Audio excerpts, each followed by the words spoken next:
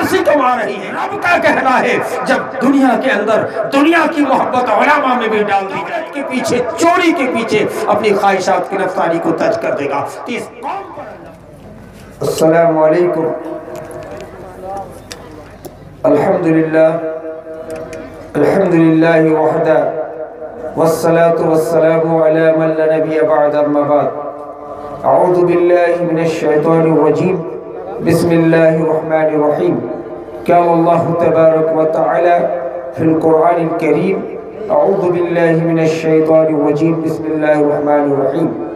یا ایہا الذین آمنوا قوا انفسکم واہلیکم نارا۔ وقال النبی صلی اللہ علیہ وسلم ونبی ہریرہ رضی اللہ تعالی عنہ قال قال رسول اللہ صلی اللہ علیہ وسلم لا ان من اشراط الساعة لا يسلم الرجل الا من يعرف به رواہ البخاری۔ معزز صدر جلسہ و ناظم اجلاس، علماء کرام، سامعین حضرات، دوستو، آپ کے بیچ میں زیادہ دیر کے لیے حائل ہونا نہیں چاہتا ہوں۔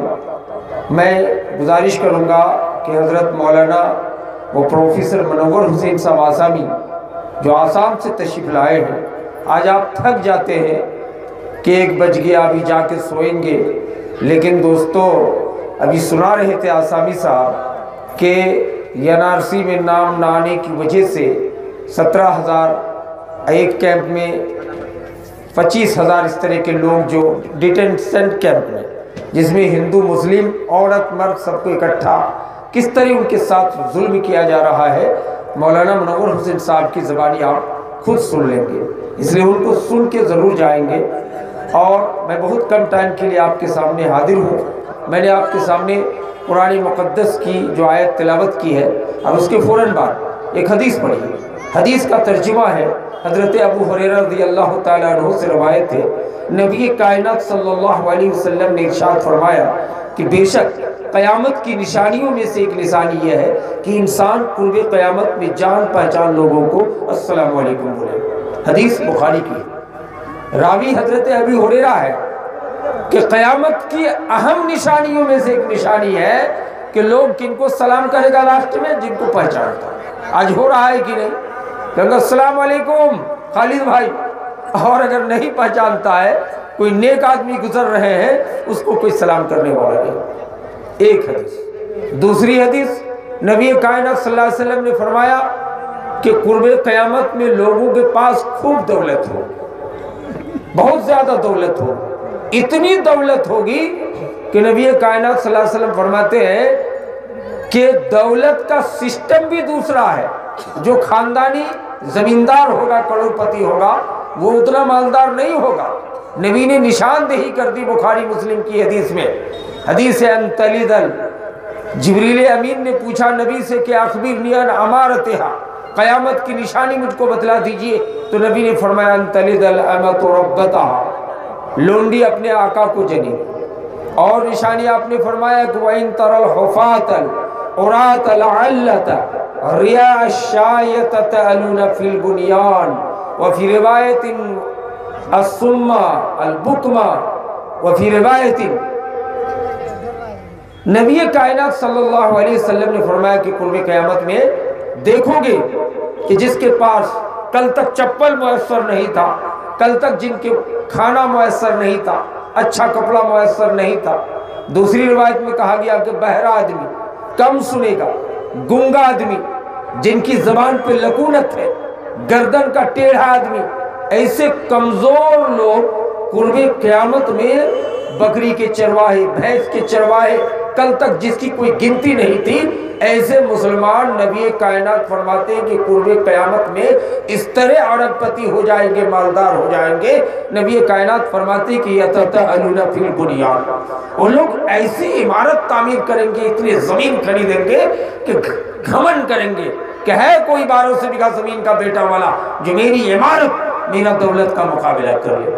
موطا مالک کی حدیث ہے، اسی ضمن میں نبی نے فرمایا جب یہ سسٹم دیکھ لو تو فانتظر الساعہ، قیامت کا انتظار کرو کہ قیامت بالکل قریب ہے۔ نبی نے چوتھی حدیث میں ارشاد فرمایا کہ قرب قیامت میں مسلمانوں کی تعداد خوب ہوگی، لیکن گاجر مولی کی طرح کٹوا دیا جائے۔ صحابہ کرام نے پوچھا حضور آج تو ہم 313 بھی جیت گئے لیکن اس وقت تعداد زیادہ پھر بھی ہمیں کاٹ دیا جائے گا؟ کہا تعداد میں کروڑوں اربوں کی ہوگی لیکن تمہاری مثال کیسی ہوگی جانتے ہو؟ کہا غصہ اس سیل، سمندر کے پھینا کی طرح۔ غصہ جھاگ پانی جو ٹکراتا ہے تو پھینا پیدا ہوتا ہے، منٹ میں ختم۔ تعداد زیادہ ہوگی لیکن گاجر مولی کی طرح کٹوا دیا جائے۔ نبی کی 5ویں حدیث، قرب قیامت میں پوری دنیا کی صہیونی طاقتیں، ہندو طاقتیں، عیسائی طاقتیں، کرسچن طاقتیں، یہودی طاقتیں، دنیا کی ساری صہیونی طاقتیں مل جائیں گی اور مل کر مسلمانوں کو مٹانے کے لیے کیسے دوڑیں گے؟ نبی فرماتے جس طرح 3 دن کے بھوکے لوگ کھانے کے لیے دسترخوان میں ٹوٹنے کا جو منظر ہوگا یہی مسلمانوں کو مٹانے کا منظر ہوگا۔ نبی آگے کہتے ہیں کہ اگر اسلام پہ قائم رہو گے تو اسلام وہ پودا ہے جتنا کاٹو گے ہرا ہوگا، مٹانا چاہو گے لیکن مٹا نہیں پاؤ۔ 7ویں حدیث، نبی کائنات صلی اللہ علیہ وسلم نے فرمایا کہ قرب قیامت میں تمہارے دل میں وہن ڈال دیا جائے۔ صحابہ کرام نے پوچھا وہن الوہن یا رسول اللہ، وہن کیا چیز ہے آقا؟ آپ نے فرمایا حب الدنیا کراہیت الموت۔ قرب قیامت میں عالم ہو، ظالم ہو، دیہاتی ہو، ان پڑھ ہو، شہری ہو، ڈاکٹر ہو، سب لوگ دولت کے لالچ میں پڑ جائے۔ ہائے دنیا، سب کو دولت چاہیے، سب دولت کے پیچھے اپنی خواہشات نفسانی کو ترک کر دے اور کراہیت الموت، موت سے ڈر جائے۔ کوئی مرنا نہیں چاہے گا لیکن صحابہ وہ تھے۔ حضرت عمیر رضی اللہ تعالیٰ عنہ کے سامنے ایک صحابی رسول ہے، نبی کی خدمت میں حاضر ہونے سے پہلے کھجور کا گچھا لی، 10-11 کھجور ہے، 2 کھائے، نبی سامنے آ گئے، کہا آقا اس سے بہتر کھجور مجھ کے مرنے کے بعد ملے گا کہ نہیں؟ کہا جی ہاں اس سے بہتر کھجور ملے۔ کھجور کا گچھا رکھ دی، میدان احد میں جا کے شہید ہو گئے۔ میرے بھائی موت سے ڈرنا نہیں ہوگا، پھر باتیں وہی آ رہی ہے۔ آج تو مسلمانوں کا حال ہے کہ دلی اور پورے بھارت کی استھتی تو آپ دیکھ ہی رہے ہیں، معمولی اچھے مولویوں کو ایک لاٹھی مارتا ہے، کہا زور سے بولو جے شری رام، پڑھ دیتا ہے۔ لیکن صحابہ وہ تھے کہ مکھی چڑھانے کے لیے کہا گیا، نہیں چڑھایا، شہید کر دیے گئے، اعلیٰ درجے کی جنتی ہو گئے۔ وہ ایک صحابی رسول ہے، حدیث بخاری مسلم میں مذکور ہے، صبح 6 بجے نبی کے ہاتھ میں اسلام قبول کیے لیکن ظہر کے ٹائم آنے سے پہلے شہید ہو گئے، ایک وقت کی بھی نماز نہیں پڑھنے کا موقع نہیں پایا، اعلیٰ درجے کا جنتی ہو گیا۔ حضرت معاذ بن جبل کو نبی نے یمن کا گورنر بنا کے بھیجا تھا، کہا تھا معاذ وَإِن قُتِلْتَ، اگر قتل کر دی جاؤ، جلا دیے جاؤ، تختہ جور میں کھینچا جاؤ، پھانسی میں دے دیا جاؤ، لیکن اللہ کے ساتھ شریک نہیں کرنا، چیز ہے کہ سیری راہ پڑھنا تو دور کی بات۔ دوستو بزرگوں، وہ صحابہ تھے، حضرت بلال کو گرم ریتوں میں لٹا کے اس پر پتھر مارا جاتا اور تکلیف دی جاتی، لیکن بلال اللہ کو چھوڑنے کے لیے تھے۔ اتنی تکلیف ابھی نہیں آئی ہے جو سنتے تھے، ابھی پریکٹیکلی اب کرنا ہوگا۔ حضرت خبیب کو پھانسی میں چڑھایا گیا، کہ ایک جملہ کہہ دو کاش میری جگہ محمد کو رکھ دیا جاتا، کہہ دو تمہیں چھوڑ دیا جائے۔ آج کے مسلمان ہمارا آپ ہوتے تو بول دیتے، کہا یہ بھی کہنا گوارا نہیں، محمد کے پیر میں کانٹا چبھنے کی بات بھی کہنا گوارا نہیں۔ جیت گئے۔ ایک یہودی نیتا قرآن رکھ کر کے اس کے اوپر کھڑے ہو کے بھاشن دیتا تھا، جوتا پہن کے۔ یہ جو اسٹیج بنا ہے وہ قرآن کا اسٹیج بناتا تھا، 10,000 20,000 قرآن شریف خرید کر اس کے اوپر کھڑے ہو کے جوتا پہن کے بھاشن دیتا تھا، ہے کہ نہیں؟ لیکن اس نے ایک 15 سال کے بچے نے اس نیتا کو دوران بھاشن میں ختم کر دیا، ہے کہ نہیں؟ عدالت میں اس کو بیان دینا تھا، کہا کہ ہاں میں نے مارا ہے قرآن کی عزت کے خاطر۔ میرے نوجوان دوستو، ہمارے قوم کی نوجوان، ہمارے قوم کی بزرگان دین، ہمارا عمل خراب ہونے کی وجہ سے بھی یہ معاملہ ہے۔ کچھ لوگ کہتے ہیں دعا کیجئے، دعا کرنے سے دعا قبول ہوگی۔ حدیث ہے حضرت موسیٰ علیہ السلام بنی اسرائیل کو لے کر بارش طلب کرنے کے لیے نکلے، 1 لاکھ 1.5 لاکھ آدمی نکل گئے، لگ بھگ دعا کرنے لگے۔ اللہ نے کہا کہ اس 1.5 لاکھ آدمی میں ایک پاپی آدمی ہے، اس لیے آپ کی دعا سنی نہیں جائے۔ کہ اللہ اتنے لوگوں کی بھیڑ میں کیسے پاپی آدمی کو تلاشوں؟ کہ مصافحہ کرو، جن کا ہاتھ چپک جائے گا وہی پاپی ہوگا۔ حضرت موسیٰ نے سب سے مصافحہ کی، مصافحہ کرتے کرتے 2 گھنٹہ 3 گھنٹہ بیت گیا، ظالم کا ہاتھ چپک گیا، ان کو 10 کلومیٹر باہر رکھ کے آئے، حضرت موسیٰ ہاتھ اٹھائے، حضرت موسیٰ ہاتھ اٹھا کے 3 منٹ بھی نہیں ہوا تھا، آس پاس پہ بادل چھا گیا، بارش شروع ہو گئی، وہ دعا قبول اللہ کے دربار۔ نبی کے دور میں حضرت سعد بن ابی وقاص مستجاب الدعوات ہیں، ہر دعا ان کی قبول ہو جاتی تھی۔ یہودی نے اپنے باغات کو سیراب کر رکھا تھا، حضرت سعد کا بن ابی وقاص کا باغ بالکل سوکھا ہوا تھا۔ یہودی نے مذاق اڑایا کہ محمد جیسے فقیر کے غلام کے دیوانے ہو، اس لیے تمہارا کھیت سوکھا ہے، ہمارا باغ میں ہم کنویں سے پانی سینچ کر کے ہرا بھرا کر کے سیراب کر دیا ہے، تم لوگ کتنے کمزور ہو۔ حضرت سعد بن ابی وقاص کی آنکھوں میں آنسو آ گیا، دعا کرنے لگے کہ اے اللہ تو اگر محمد کا سنت کا پیروکار ہو، رب اگر تیرا غلام ہو تو اس یہودی کو دکھا دے۔ حضرت سعد ہاتھ رکھے بھی نہ تھے کہ حضرت سعد بن ابی وقاص کے باغات کے برابر بادل چھا گیا، پانی برس کر کے سعد بن ابی وقاص کے کھیتوں کو سیراب کر دیا۔ یہودی دیکھ کر دنگ رہ گیا، لاسٹ میں اشہد ان لا الہ الا اللہ پڑھ کر کے اسلام قبول کر لیا۔ میرے دوستو دعا، کچھ لوگ کہتے ہیں جہاد فرض ہو گیا، جہاد برابر کوئی فرض ہوتا ہے، جہاد واحد کچھ فرض نہیں ہے۔ جہاد کب کرنا ہے؟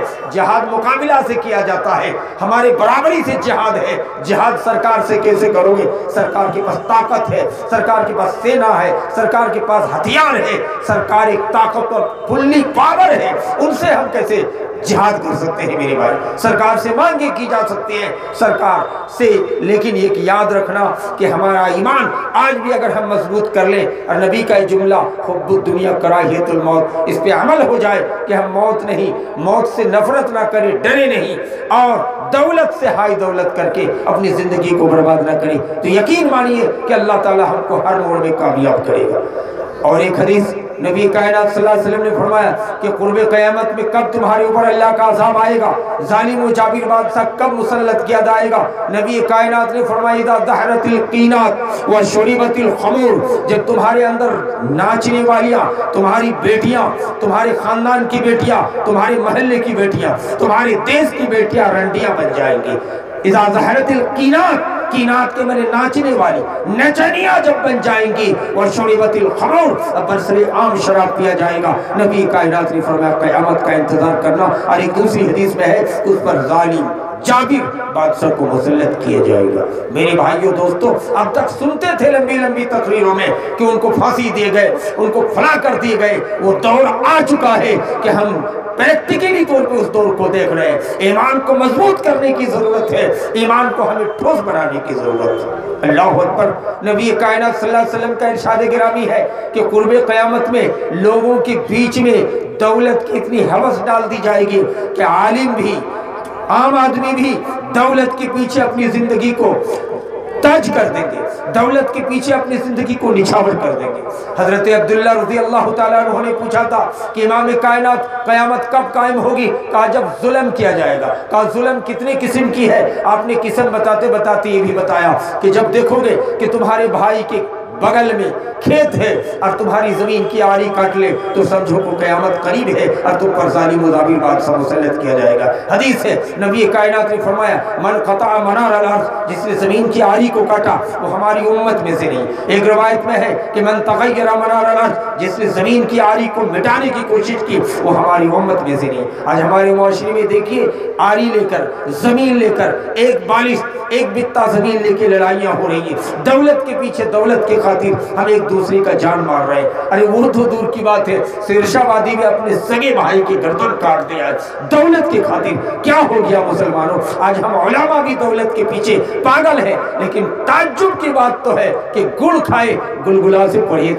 وہ کس طرح کی بات؟ حضرت عبداللہ ابن عباس رضی اللہ تعالیٰ عنہ کے پاس فتویٰ پوچھنے کے لیے عراق سے آئے۔ کتنے آدمی؟ 11 آدمی۔ حضرت عبداللہ ابن عباس صحابہ اکرام خلفائے راشدین کے انتقال کے بعد حضرت عبداللہ نے کہا کیا بات ہے؟ کہ فتویٰ پوچھنے آئے۔ کہ پوچھو۔ ایک آدمی نے فتویٰ پوچھا عراق سے آ کر، جناب صدام حسین کے دیش سے آیا تھا۔ کیا فتویٰ پوچھا؟ کہ ہمارے گاؤں کے ایک مولوی نے مچھر مار دیا ہے، مکھی مار دیا ہے، ان کے پیچھے نماز ہوگی کہ نہیں؟ کہا کیوں؟ کہا کہ مکھی، مچھر جیب ہے اور جیب ہتھیا پاپ ہے تو ان کے پیچھے نماز ہوگی کہ نہیں؟ یہ فتویٰ کوسچن کیا، یہ سننا تھا کہ حضرت عبداللہ ابن عباس زار و قطار اس طرح رونے لگی، رونے کا منظر دیکھ کر وہ لوگ تعجب کرنے لگے۔ کہ ہم نے فتویٰ پوچھا، لیکن کیا ہو گیا کہ حضرت عبداللہ ابن عباس زار و قطار رو رہے۔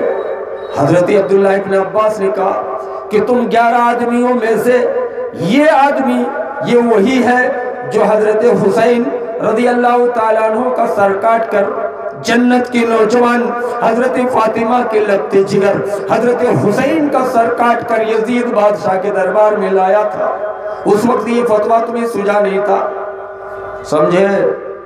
جو حسین کا سر میدان کربلا میں کاٹ کر یزید بادشاہ کے دربار میں لایا تھا، وہ بیمان عبداللہ ابن عباس سے فتویٰ پوچھ رہے ہیں کہ ہمارے گاؤں کے مولوی نے مچھر اور مکھی مار دیا ہے، جیب ہتھیا پاپی ان کے پیچھے نماز ہوگی کہ نہیں؟ ہائے ہائے، یہی ہمارا معاشرہ ہو گیا ہے کہ نہیں؟ اگر کوئی بیچارہ سیدھا سادہ آدمی کھینی کھا لیتا ہے، بیڑی پی لیتا ہے، سگریٹ پی لیتا ہے نا، جو معمولی نشہ ہے، معمولی حرام ہے، تو اس کو کہے گا اے سب جہنمی، سب پاپی ہے۔ لیکن ان سے کوئی پوچھنے والا نہیں کہ مولانا صاحب کل سے آپ فقیر تھے، کل سے آپ غریب تھے، ارب پتی ہو گئے، دولت کہاں سے لائے ہو؟ کہیں گے کیا ضرورت ہے، جو حرام کھائے گا اپنی قبر میں جائے گا۔ نہیں، آپ کو پتہ ہونا چاہیے کہ موسیٰ نبی کی قوم کو برائی سے نہ روکنے کی وجہ سے ایک قوم کو کونوا قردۃ خاسئین، اللہ نے قرآن میں کہا، بندر بنا دیا گیا تھا۔ یہی موسیٰ کی قوم کو بدتمیزی کی وجہ سے سور بنا دیا گیا تھا، اور یہ سور اور یہ بندر زندہ نہیں رہا زیادہ دن تک، ختم، مس کر دیا گیا۔